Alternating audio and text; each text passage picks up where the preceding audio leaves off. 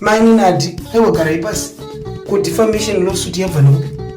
Vanhu vari kungotaura zvamunenge muchiita mamana. Unoziva saka ndiri kuti munhu wese kuna Geza, munhu wese kuna General Chiwenga.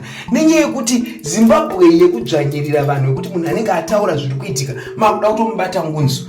As much as I'm not Team Holyten, but you know I stand for the truth. Holyten haana kutanza. Ataura mabasa ako iwe nhenga Mainini Addy. Wazvinzwa Mainini Addy? Wataurirwa mabasa ako. Hapana asingazvizivi kuti unoshandisa chikero chekumadhodhi uko. Hapana asingazvizive nyika yese. Vanhu vakatanga vachiti ari kuita ari kupfeka madress. Ndokutozoona kuti aiwa, it's not. It's actually into reality. Reality has become, comedy has become reality. It's now reality. Ndo zvawakagara uchi. Ndakakudza first day usati watomboita zvokuzikanwa izvi. Ndakati be careful. Kwawakuenda vanhu vachaziva zvese zvinoitika kana watopublic figure vanhu vanachatoziva zvinoitika muupenyu. That's why you see ndichitaura zvinhu zvangu ndega, because I don't want anyone to speak my story. I own my narrative. But on this one, go and withdraw that fucked up lawsuit. There is no lawsuit which is coming to you. Defamation here. Pana asingazvizive kuti wainyenga Wickham. Chakazoita kuti iwe utamira Madam Boss Madam Boss ainosvirwa naWickham, mind out. Iwe unonyenga Wickham. Unga usingadye tsoka dzaWickham here. Hauna ngombe, ngatauri pamberi pamwari. Hauna mbiri yekudya tsoka dzaWickham here. Musadaro wakomana. Vikidai Holyten ataura zvaanoziva izvi admire. Uri mwena wakambonyarara and it died a natural death. Chauri kuwawanika chi. Unodhandwa nevamwe varume. Before you started these skits, wakagara uchida varume, uri munhu anoda varume.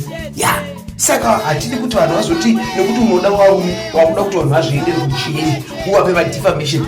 Own your story. On zvazara izvi hapana asiri kuzviita munyika umu.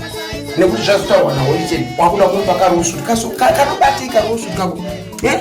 Tanga watendeuka. Ukatanga watendeuka wasiya zvekudhandwa nevarume izvi. Wakudhanda vana Sylvia, wakudhanda vana Maidei nana Magi. Then we know kuti wanyepera. But right now, vana John vari kudhanda.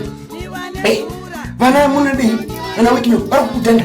Muchivadhanda, muchidyana natsoka. Nasi zvaibva nekuti zvaiwa hatidi zvakadaro. Hatidi zvakadaro, wafurirwa na. Ende Madam Boss inyoka ndiye anenge akufurira kuti ita lawsuit of defamation. Asi Madam Boss anga ari kulive ndokuti Holyten iwe udzidzewe ndokusingazive the politics of social media. And uri kuona waita live na Madam Boss. Madam Boss ari kulive kwakwacho kuti ngatite move. Apa ndiye ari kufida admire kuti mupe lawsuit ndokuziya kataira. Akambotamba na Taira inyoka, Taira akatamba neni, Taira akatamba na maititi nyoka yekupedzisira. Saka umona akusara maoko chete, I'm strong. So no, retract, remove that defamation of something. Vanhu mabasa, chaunoita mabasa ako ndo chaunotaura. Ngatidzidzei ndosakati kuti munhu wese kuna Geza. So that we start owning our narratives. Izvo ngoti akosimudza muromo ndokuraya, ndokuita defamation, tine maincident kana ndichitotaura nyaya dzako ini yatinoziva kuti ndaitamba naMobini. Hapana changa isikapiwe naMobini.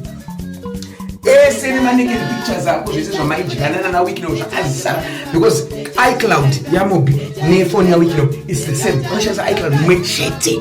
So I know stuff, sir. Machinzwa? Musade kuda defamation of character. Iwe wenengi Holyten, shandisa this evidence to your lawyers. Give them this. And if your lawyers they need more information, come into my inbox. Ndokupa ari naked. Aina Wickham push. Ari musho. Come into my inbox. What is that?